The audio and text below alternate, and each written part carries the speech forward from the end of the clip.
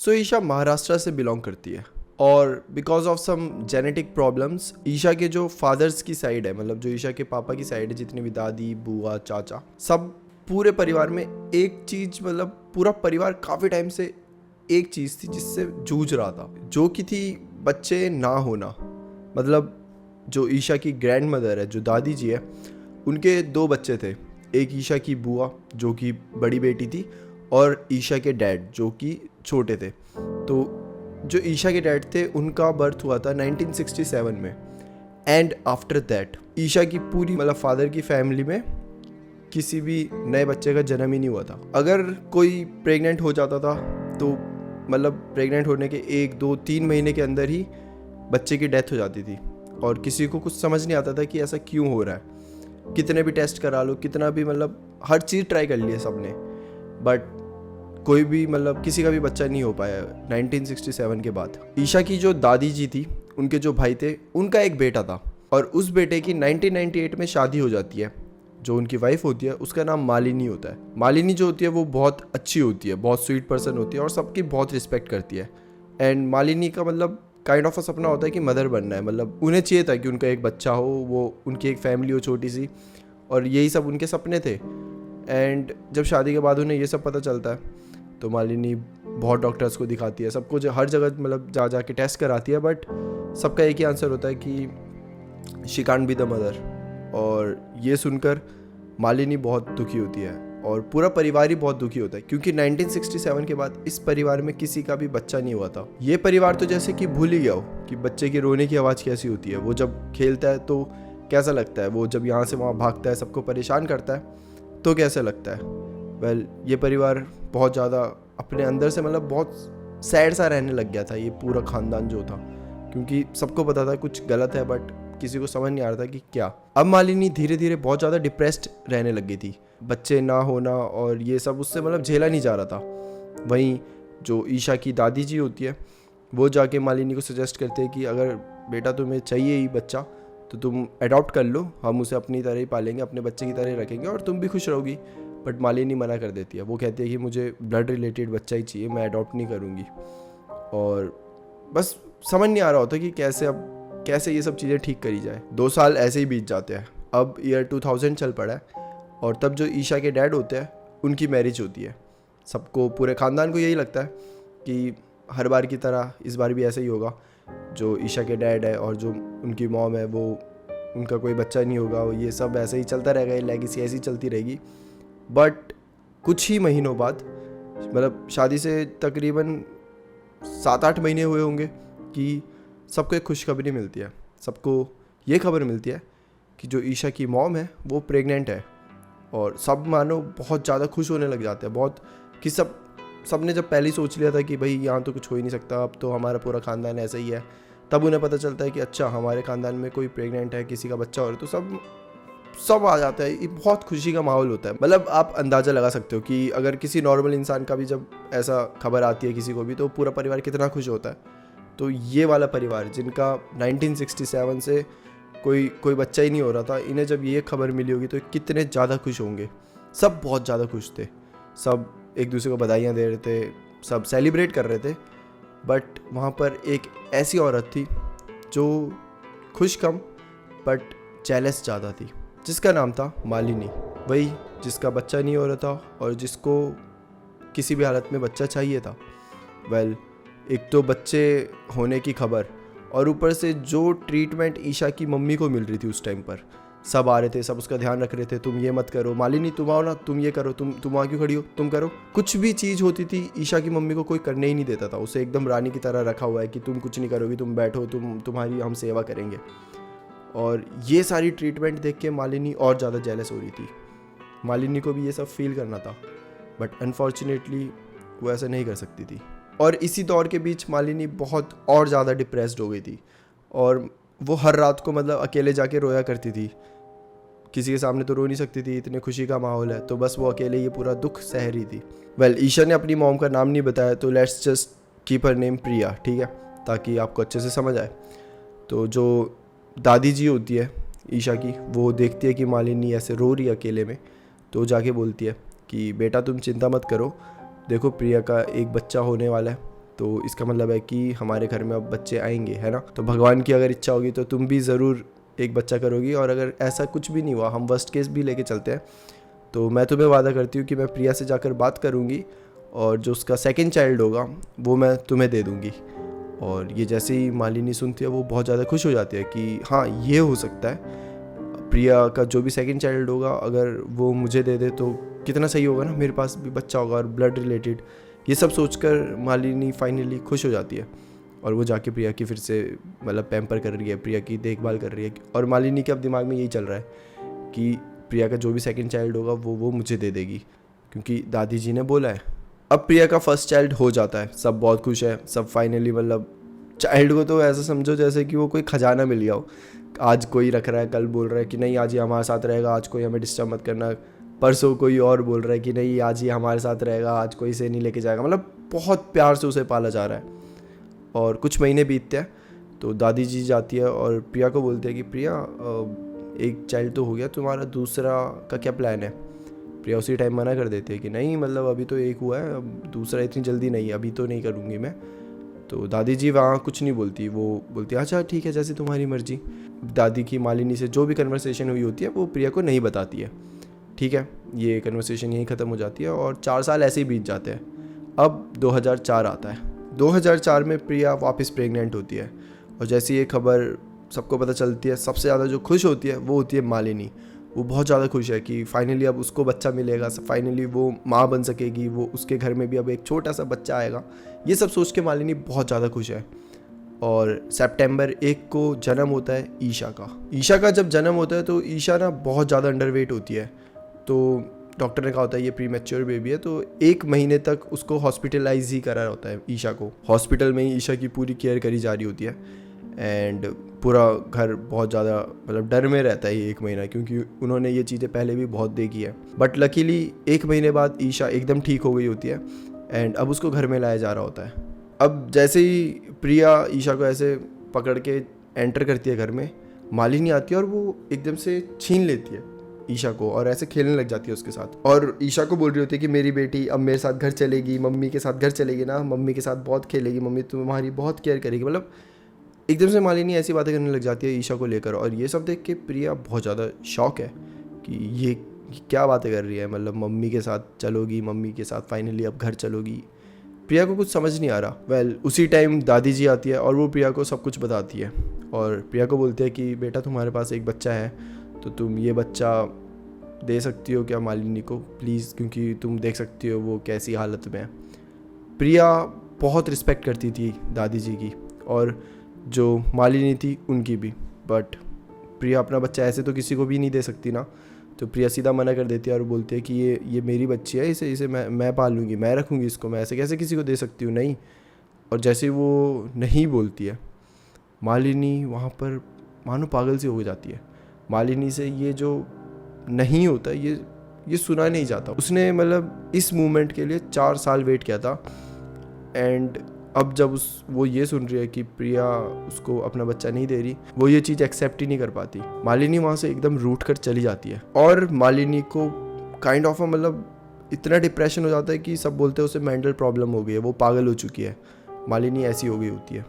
और कुछ टाइम बाद पता चलता है कि Malini is going through a cancer, मतलब उसकी बॉडी बहुत ज़्यादा ऐसे वीक होने लग गई है क्योंकि उसको कैंसर होता है। तो सब उससे मिलने जाते थे, बट प्रिया ईशा को कभी लेके नहीं जाती थी मालिनी के सामने, क्योंकि जो भी पूरा केस हुआ था वो सबको पता था। तो ईशा को अलग ही रखा जाता था, मालिनी के साथ नहीं रखा जाता था। और मतलब अलग ही घर में, अलग ही जगह, मालिनी देख भी नहीं पाई थी ढंग से ऐसा। तो सब जाते थे, मालिनी से मिलते थे और मालिनी की कीमोथेरेपी सब कुछ चल रही थी, बट कुछ ही महीनों में मालिनी की डेथ हो जाती है। इस दौरान पे जो प्रिया होती है, प्रिया के हस्बैंड और उनके जो 2 बेटे होते हैं, एक ईशा और ईशा की बहन, ये चारों शहर में शिफ्ट हो गए होते हैं। और जब इन्हें पता चलता है कि मालिनी की डेथ हुई है तो ये अपना पूरा अपार्टमेंट बंद करके वापस जाते हैं विलेज में जाके वो मालिनी को देखते हैं। मालिनी की वहाँ पे बॉडी पड़ी होती है, उसे वहाँ पे जलाया जाता है और जितने भी रिचुअल्स होते हैं वो सब किए जाते हैं। और जो वो अपार्टमेंट होता है प्रिया का, वो 1 महीने तक बंद है। 1 महीने तक ये सब विलेज में ही है एंड पूरा सब रिचुअल्स एंड ऑल करने के बाद ये 1 महीने बाद अब जाते हैं अपने अपार्टमेंट में। जैसे वहाँ पे जाते हैं प्रिया को बहुत अजीब सा फील होता है। सबसे पहली बात तो होती है कि वो अपार्टमेंट जब खोलती है तो सब शॉक हो जाते हैं वो देख के, क्योंकि जो अपार्टमेंट है वो 1 महीने से बंद है, बट वो इतना साफ़ है जैसे मानो कि कल ही पूरी साफ़ सफाई हुई हो। और ये बिल्कुल पॉसिबल नहीं था, क्योंकि वो घर ऐसा है कि अगर 2 दिन भी तुम साफ़ सफाई ना करो तो हर जगह धूल, हर जगह मकड़ी के जाले ऐसा लगने लग जाता है। और इस बार 1 महीने से वो घर ऐसे ही पड़ा हुआ है, बट वो एकदम सही है, एकदम साफ़ है। Which was quite shocking for Priya and for her husband. Priya अपने बच्चों के साथ जैसे ही रूम में एंटर करती है उसको बहुत नेगेटिव वाइब्स आती है। उसको एकदम से मतलब जो एनवायरनमेंट है वो एकदम ही चेंज हो गया होता है। घर के बाहर का अलग ही और अंदर अलग ही। अंदर ऐसा लग रहा है जैसे अलग ही ठंडी लग रही है उसे बहुत। प्रिया एकदम मतलब इतनी ठंडी कि उसको स्वेटर की ज़रूरत पड़ रही थी, जबकि बाहर ऐसा बिल्कुल भी नहीं था। ना कि घर में कोई एसी चल रहा है ना कूलर, बट स्टिल जो हवा थी वहाँ की बहुत अजीब, बहुत ठंडी सी थी और बहुत नेगेटिव सी वाइब आ रही थी, ऐसा प्रिया का बताना है। ठीक है, अब सब थके हुए आया तो सब कहते हैं कि थोड़ा सा रेस्ट कर लेते हैं, तो रेस्ट करते हैं। फिर रात को डिनर विनर बनता है ये सब, एंड रात जब हो जाती है तो सब सोने लग जाते हैं। जब सब सो जाते हैं तो प्रिया को एक सपना आता है, और सपने में आती है काकी। एक्चुअली जो मालिनी थी, ईशा मालिनी को काकी बुलाती थी। तो प्रिया के सपने में मालिनी आती है और मालिनी आके ये बोलती है कि कहाँ पे थी तू, मैं 1 महीने से तेरा इंतज़ार कर रही थी, और अब इस घर में तो मेरा राज है, मैं 1 महीने से यहीं पर हूँ। वेल, अच्छा हुआ तू आ गई। अब तू आई है तो मैं तुझे ये बताना चाहती हूँ कि मैं ईशा को अपने साथ ले जाऊँगी। वो मेरी बेटी है, मैं उसे तेरे साथ नहीं छोड़ूंगी। वो जहाँ पे भी रहेगी मेरे साथ रहेगी। और ये बोलकर वो हंसने लग जाती है।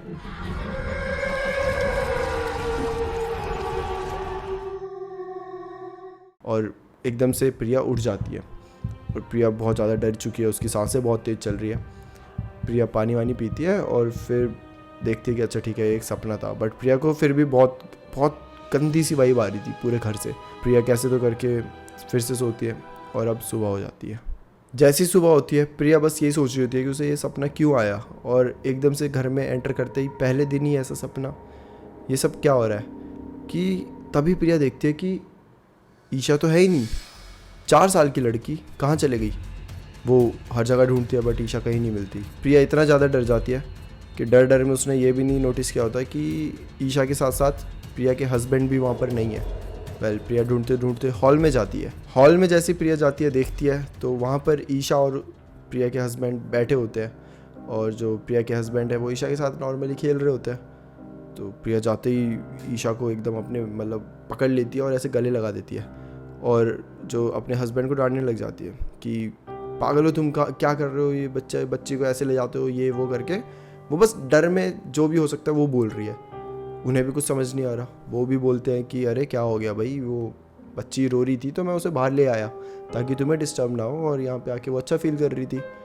प्रिया बोलते हैं कि नहीं मैं नहीं जानती, मुझे बड़ा अजीब सा लग रहा है, मैं बच्ची को ऐसे मत ले जाया करो, मेरे को बिना बताए, ऐसे वैसे बोल के प्रिया ईशा को अपने कमरे में ले आके फिर सुलाने लग जाती है। अभी सुबह के 5 या 6 ही बजे होते हैं, तो अर्ली मॉर्निंग होती है। तो प्रिया फिर ले जाती है, ईशा को अच्छे से रखती है, और अपने हस्बैंड को ये बोलते हैं कि कभी भी इसे ले जाओगे तो प्लीज़ मुझे बता देना, मुझे बहुत ज़्यादा टेंशन हो रही है आजकल। कुछ महीने ऐसे ही बीत जाते हैं, एंड अब मॉनसून का सीज़न चालू हो गया है। तो प्रिया और उसके जो पूरी फैमिली है वो बेडरूम में सोती थी मेनली, बट जब मॉनसून का सीज़न चालू होता है तो सीलिंग से ना पानी गिरने लग जाता है। तो ये सब क्या करते हैं, ये सब बोलते हैं कि अच्छा ठीक है हम क्या करते हैं, अब थोड़े दिनों के लिए हॉल में जाते हैं जब तक ये ठीक ना हो। तो हॉल में वो ऐसे गद्दे वद्दे लगा के वहाँ सोते हैं, जहाँ से थोड़ी सी दूर में किचन दिख रहा होता है। अब ईशा का बताना है कि ईशा अपने सो रही है, सब सो रहे हैं, करीबन 12:30 कुछ बजे हैं, कि ईशा को ऐसा लगता है ना कि कोई तो किचन से उसको बुला रहा है, उसको अपना नाम क्लियरली सुनाई दे रहा है। ईशा इस टाइम 4 साल की है, उसको ये पैरानॉर्मल थिंग्स ये सब कुछ नहीं पता। तो ईशा जैसे उठती है वो दिखती है कि जो ईशा की काकी है मतलब मालिनी, वो किचन में ऐसे बैठी हुई है और वो ईशा को बुला रही है ऐसे, आजा आजा काकी के पास आजा, और ऐसे बोल के हंस रही है वो ईशा को। जैसे ये सब दिखता है रात को, वो भी ईशा एकदम डर जाती है और ईशा रोने लग जाती है। जैसे ही ईशा रोती है सब उठ जाते हैं, और प्रिया पूछते हैं कि क्या हुआ बेटा, तुम इतनी रात को क्यों रो रही हो, क्या हुआ है। तो इस टाइम तक ईशा थोड़ा बहुत बोलने लग गई है। ईशा बोलती है कि मैंने काकी को देखा है जो कि ऐसे अजीब सी स्माइल करके मुझे अपनी तरफ बुला रही है। प्रिया बोलती है कहाँ पर, ये सब कहाँ देखा तुमने? तो ईशा बताती है कि मैंने किचन की साइड में देखा, वो वहाँ बैठी हुई है देखो। और ईशा को वो अभी भी दिख रही है काकी, वो वहाँ नॉर्मल ऐसे बैठी हुई है, ऐसे मतलब ज़मीन में बैठी हुई है ऐसे, और हंस रही है सिर्फ और बुला रही है ऐसे करके ऐसे। ईशा बोल रही है देखो वो बुला रही है, मुझे बुला रही है। और प्रिया बोलती है नहीं मुझे तो कुछ नहीं दिखाई दे रहा है, यहाँ तो कुछ भी नहीं है बेटा, तुम क्या बात कर रहे हो? डैड भी बोल रहे हैं कि कुछ नहीं है यहाँ, तो हमें तो कुछ नहीं दिखाई दे रहा। और इतने टाइम में ईशा मानो पोजेस्ड हो चुकी है या हिप्नोटाइज हुई है, उसे भी समझ नहीं आ रहा। और अब ईशा किचन की तरफ जाने लग गई है।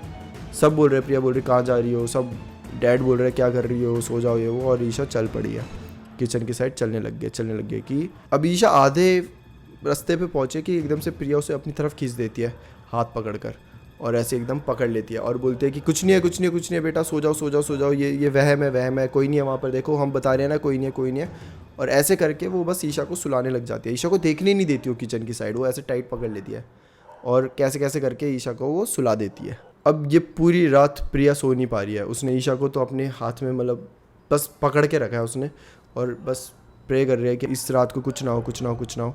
और वहीं वो अपने हस्बैंड को बोल रही है कि हमें ये घर दिखाना पड़ेगा, यहाँ पे बहुत ज़्यादा नेगेटिव एनर्जीज है, बहुत गंदी वाइब्स आती है।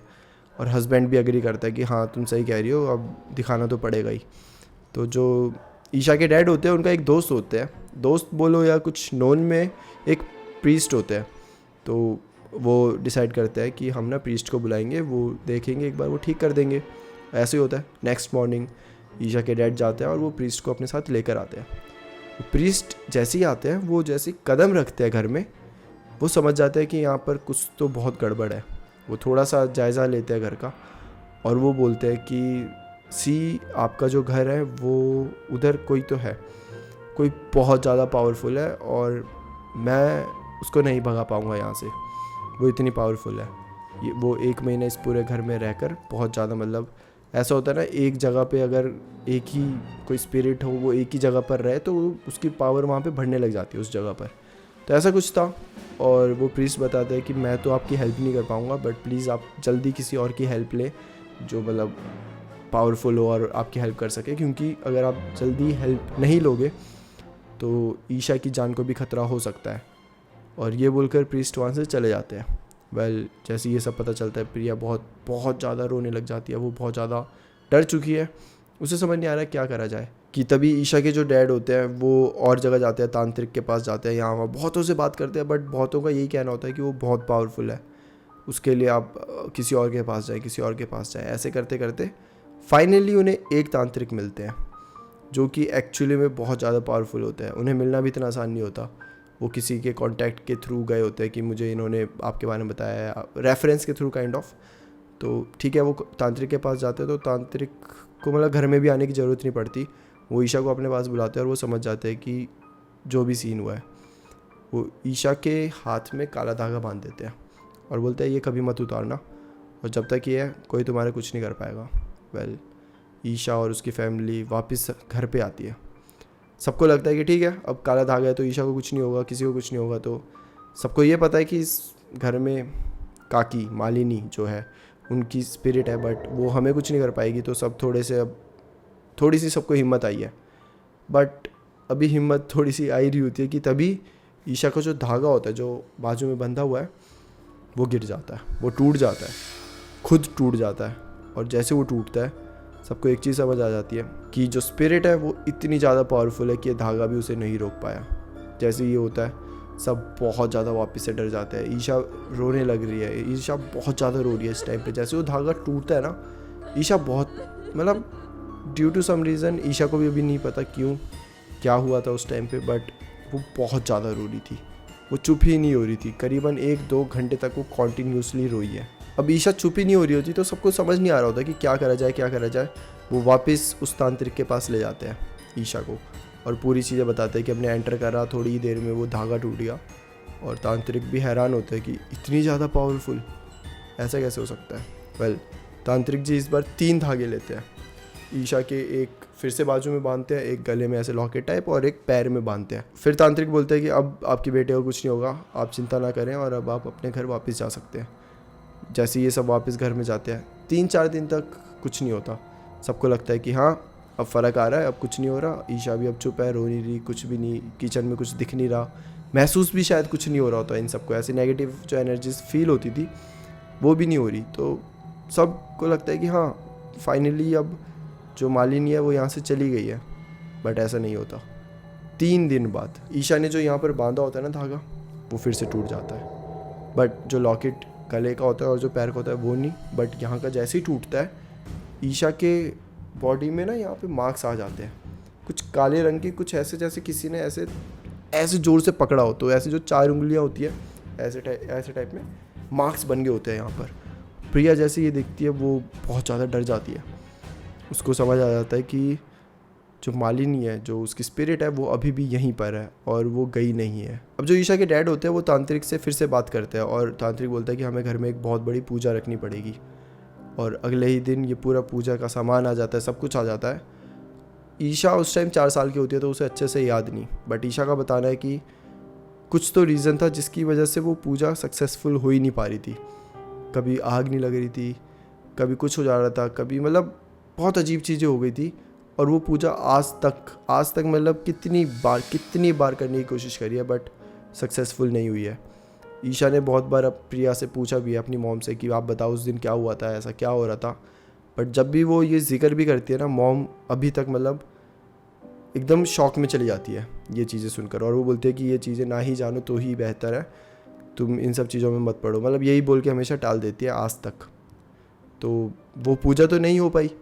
अब वो जो भूत था वो और हॉन्ट करने लग गया था, रोज़ किचन से आवाज़ें आना, रोज़ मतलब अपने बेडरूम में आप सोए हो और आपको ऐसा फील हो रहा है, कि आपको पता है कि बाहर कोई तो चल रहा है, कोई हॉल में घूम रहा है, कोई हॉल में आ रहा है फिर जा रहा है, ऐसे आप बाहर भी नहीं जा सकते देखने के लिए कि कौन है क्या है, आपको एग्जैक्टली पता है कि बाहर कौन है, और सबको आवाज़ आ रही है कि मेरी ईशा कहाँ पर है, ईशा आओ ना, देखो मम्मी बुला रही है, ईशा मम्मी के साथ खेलोगी नहीं। इस टाइप की आवाज़ें आ रही है, और वो लिटरली सबको सुनाई दे रही है। वो कितना ज़्यादा स्कैरी और कितना ज़्यादा टेरिफाइंग होगा आप सोच सकते हो। ऐसे ही डर में ईशा और उसके पूरे परिवार ने करीबन 3-4 महीने निकाले। 3-4 महीने तक सेम यही चीज़ें होती रहती थी। एक घर में एक रूल बन चुका था कि 9-10 बजे के बाद गेट नहीं खुलेंगे, कोई बाहर नहीं जाएगा, कोई लेट नहीं आएगा, क्योंकि सबको पता है कि अगर ऐसा हुआ तो हॉल में क्या हो रहा है, क्या सब चल रहा है और क्या बाद में हो सकता है। आप सब सोच सकते हो कि ये 4 महीने इन सब ने कैसे गुजारे होंगे। और 4-5 महीने बाद एक दिन ऐसे ही हो रहा था, नॉर्मली हॉल से आवाज़ें आ रही थी सब कुछ, और प्रिया ना एकदम ऐसे उठती है और वो चिल्लाने लग जाती है ज़ोर से। ऐसा मानो कि 4 महीने से जो फ्रस्ट्रेशन प्रिया के अंदर भरी पड़ी थी, जो डर था, प्रिया को इतना गुस्सा आता है, चिल्लाती है और बाहर चले जाती है हॉल में जाते ही वो चिल्लाने लग जाती है। और प्रिया बोलती है कि मालिनी, मैं तुम्हें जानती थी, तुम ऐसी बिल्कुल भी नहीं थी, तुम इतनी अच्छी लड़की थी, जस्ट मैंने तुम्हें अपनी बच्ची नहीं दी तो तुम ऐसा करोगी। मुझे पता है कि तुम ईशा से बहुत प्यार करती हो और हमेशा करोगी, पर क्या तुम उसे मारना चाहती हो? तुम उसे अपने साथ ले जाना चाहती हो? क्या तुमने सोचा है कि ईशा को कैसा लगेगा? वो यहाँ पर मेरे साथ खुश है, और अगर तुम उसे सच में सच्चा प्यार करती थी तो उसकी खुशी के लिए तुम उसे डराना बंद करो, क्योंकि तुम जो कर रही हो वो ईशा को ट्रॉमा दे रहा है और वो अभी बच्ची है। और ऐसी वो मालिनी से बात करने लग जाती है प्रिया। वो ज़ोर ज़ोर से बोल रही है, सबको सुनाई दे रहा है, ईशा को सुनाई दे रहा है, ईशा के डैड को सुनाई दे रहा है। ऑब्वियसली ईशा बच्चे तो उसे एग्जैक्टली याद नहीं है, बट ये सारी चीज़ें ईशा के डैड ने या फिर प्रिया ने उसे बताई है, तो अब जब वो बड़ी होगी उसे ये चीज़ें याद है कि अच्छा ऐसा ऐसा बोला था। और प्रिया जैसे ये सब बोल रही है वो रोने लग जाती है। वो बहुत रोती है प्रिया वहाँ पर कि प्लीज़ मेरी बच्ची को छोड़ दो, प्लीज़ उसके साथ ऐसा मत करो, मतलब बहुत गिड़गिड़ाती है वहाँ पर। और जैसे ही ये सब हो रहा होता है ना, जो उन्हें आवाज़ नहीं आ रही होती थी, जो मालिनी की चलने की, उसके चिल्लाने की, मालिनी के उसके ईशा को बुलाने की कि ईशा आ जाओ, मम्मी बुला रही है सब, अब ये आवाज़ धीरे धीरे धीरे फेड होने लगती है। और एक टाइम आता है जब उन्हें आवाज़ ही नहीं आती मालिनी की। और प्रिया भी वहाँ पे बहुत रो रही होती है। प्रिया के हस्बैंड वहाँ पे जाते हैं, उसे चुप कराते हैं, उसे वापस रूम में लेकर आते हैं। एंड इस दिन के बाद करीबन 2-3 महीने तक इन्हें एक भी आवाज़ नहीं सुनाई दी मालिनी की। ऐसा मानो मालिनी वहाँ से चली गई। मतलब आई डोंट नो क्या रीज़न था, क्या था, बट मालिनी की आवाज़ फिर से इन्हें नहीं सुनाई दी थी। जो 3 महीने बाद प्रिया को फिर सपना आता है और सपने में फिर से मालिनी आती है। मालिनी बोलती है कि मैं यहाँ से नहीं गई हूँ, मैं हमेशा साथ रहूँगी, बट मैं तुम्हें हार्म नहीं करूँगी।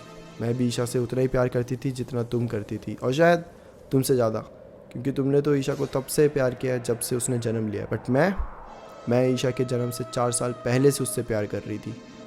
और चिंता मत करो, मैं ईशा को कभी कुछ नहीं होने दूंगी, बट मैं तुम्हें वार्न कर रही हूँ कि वो पूजा कभी मत कराना, क्योंकि अगर तुम भी पूजा कराओगी या कुछ धागे वागे लगाओगी तो तुम मुझको ईशा से दूर रखने की कोशिश कर रही हो। मैं वो बिल्कुल सहन नहीं करूँगी। ये सारी चीज़ें मालिनी प्रिया के सपने में आके प्रिया को बोलती है। अगले दिन प्रिया को ये समझ आ गया होता है कि मालिनी कभी नहीं जाने वाली, कभी ईशा को नहीं छोड़ेगी। बट जो पॉजिटिव साइड ये है कि मालिनी ने ये भी कहा होता है कि मैं उसकी रक्षा करूँगी, क्योंकि मैं भी उसे प्यार करती हूँ। तो प्रिया को कहीं ना कहीं शायद अंदर से ये फीलिंग आ गई होती है कि मालिनी उसे कभी हर्ट नहीं करेगी, तो वो कोई पूजा करने की कोशिश नहीं करती, और जो धागे होते हैं, जो बांधे होते हैं, वो भी हटा देती है। और ईशा का भी ये बता रहा है कि ईशा को आज तक ये फील होता है कि मालिनी उसके साथ है, उसको प्रेजेंस फील होती थी। इनफैक्ट कभी कभी उसे आवाज़ भी आ जाती थी। जैसे कि एक इंसिडेंट था जो ईशा ने हमसे शेयर करा है। ईशा अब 6th क्लास में थी, वो बड़ी हो चुकी थी, वो अच्छे से पढ़ाई करती थी, वो एक बहुत इंटेलिजेंट स्टूडेंट थी, और साथ में बहुत सुंदर लड़की भी। और जो ईशा की बुआ जी है, उनके जो हस्बैंड थे वो ईशा के फूफा जी थे। और ये वो टाइम था जब ईशा के फूफा जी सडनली ईशा के बहुत क्लोज़ होने लग गए थे। ईशा का बताना है कि वो इतने क्लोज़ हो जाते थे कि ईशा को बड़ा अनकंफर्टेबल लगने लग गया था। वो ईशा को टच करते थे, वो ज़बरदस्ती मतलब ईशा को पकड़ते थे और उसे बार बार ऐसे करते हैं। लेकिन गुड टच और बैड टच में एक फ़र्क होता है जो कि समझ आ जाता है। और ईशा को ना बहुत अनकंफर्टेबल, इतना अनकंफर्टेबल कि वो रोने लग जाती थी। और फिर फूफा जी उसे चुप कराते थे, अरे बेटा रो मत, कोई बात नहीं, अच्छा ठीक है मैं जा रहा हूँ, ऐसे करके करते थे। ईशा का बताना है कि वो कभी भी अपने मॉम डैड को ये सब नहीं बता पाई, क्योंकि उसे लगता था कि शायद एक रिलेशन ख़राब हो जाएगा, और क्या ये सही है, क्या वो सच, मतलब जो वो सोच रही है वो सही सोच रही है, या बस ऐसे ही खुद से ही वो ज़्यादा सोच रही है। ये सब ईशा के दिमाग में चलता था कि अचानक एक दिन इन सबको न्यूज़ आती है कि जो फूफा जी है उनकी डेथ हो गई है, एक मिस्टीरियस डेथ जिसका आज तक किसी को रीज़न पता ही नहीं चला। उनकी बॉडी मिली थी घर के बाहर, और जो बॉडी थी वो उसमें मतलब खून वून लगा हुआ था, और ऐसा बस समझ नहीं आ रहा था क्या किसी जानवर ने उन्हें मार दिया है या वो कहीं से गिर के मर गया, मतलब कुछ भी समझ नहीं आ रहा। उनकी बॉडी में निशान भी बहुत थे, लेकिन वो अजीब से कुछ निशान थे। जब ये सब हो जाता है तो ईशा को ऐसे सपना आता है अगले ही दिन, जिसमें ईशा की काकी, जो कि मालिनी होती है, वो आती है और वो बोलती है कि तुम्हें कोई परेशान नहीं कर सकता, तुम्हारी आंखों में कोई भी आंसू लाएगा तो उसको मैं छोड़ूंगी नहीं, उसको मरना पड़ेगा, और तुम डरा मत करो, मैं हमेशा तुम्हारे साथ हूँ, काकी हमेशा तुम्हारे साथ है। ईशा के सपने में उसकी काकी आके उसको ये बोलती है। ईशा 6th ग्रेड में, और वो सब समझती है अब। और जो भी ईशा ने बचपन में सब देखा है, सहा है, उसकी वजह से ईशा मतलब है तो 6th ग्रेड में, बट जो उसका नॉलेज है, जो उसकी थिंकिंग है, वो एक मैच्योर पर्सन जितनी हो चुकी है, उसे सब समझ आता है। और ईशा को ये समझ आ गया कि जो फूफा जी की डेथ हुई थी वो हो ना हो उसकी काकी ने ही करी थी, और ईशा को उसकी काकी ने ही ताकत दी थी ये सपने में आकर बता के कि तुम्हें कोई भी, किसी से भी डरने की ज़रूरत नहीं है, तुम्हारे साथ कोई भी अगर बुरा करेगा तो काकी है तुम्हारे साथ हमेशा, तो तुम किसी चीज़ से नहीं डरना। और ईशा बस हिम्मत करके सबको बता देती है कि फूफा जी ने क्या क्या उसके साथ करा था। जब ये सब बताती है तो बुआ जो होती है ईशा की, वो भी वहीं पर होती है, और बुआ जैसे ये सब सुनती है वो बहुत रोने लग जाती है। उनकी वैसी हालत बहुत ख़राब होती है, ऑब्वियसली बुआ जी का भी हस्बैंड की डेथ हुई है तो वो तो बहुत ज़्यादा सैड होगी, और जब ये सब सुनती है कि उसके हस्बैंड ने ये सब करा तो वो बहुत शर्मिंदा हो जाती है। वो जाती है और ईशा के पैर पकड़ लेती है और बोलती है कि मुझे माफ़ कर दो, मुझे नहीं पता था ये सब ऐसा हो रहा है, ये वो।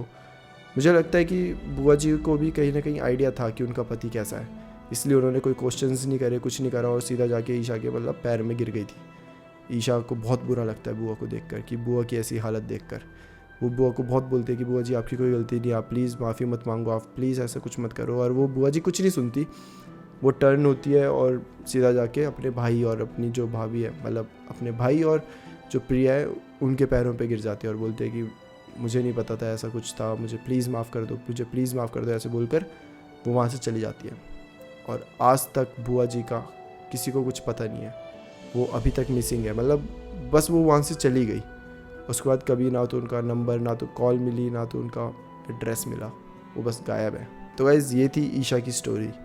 ईशा का बताना है कि जब वो स्टोरी लिख रही है तब भी उसको उसकी काकी की प्रेजेंस फील हो रही है, जो कि उसे बहुत डरा भी देती है।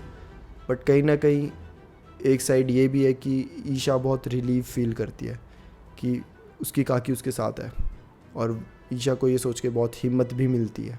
तो गाइज़ ये थी ईशा की story. Well at the end Isha ने हमसे एक मैसेज शेयर करा है जो कि मैं आप सबसे शेयर करना चाहता हूँ, और एग्जैक्टली वैसी जैसे ईशा ने शेयर करा है। So this was my dreadful story. I want every girl to know that when someone is harassing you, don't stay quiet. Speak it loud. I had my kaki to protect me, but not everyone has one. So be loud if someone is harassing. Nothing is as much as important as yourself. So guys, ये थी ईशा की story और ये था ईशा का message. तो या that's it for today guys. I hope कि आपको स्टोरी अच्छी लगी हो। अच्छी लगी होगी तो अपने दोस्तों के साथ शेयर करना, सब्सक्राइब नहीं करा तो सब्सक्राइब करें, एंड फिर मिलते हैं हम किसी और टॉपिक के साथ। एंड वंस अगेन ईशा का जो मैसेज है वो हमेशा याद रखना, हमेशा अपनी आवाज़ उठाना।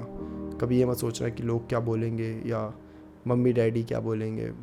आपके मॉम डैड हमेशा आपके साथ, आपका ही साथ देंगे, ऑब्वियसली आप सबको भी पता है, राइट।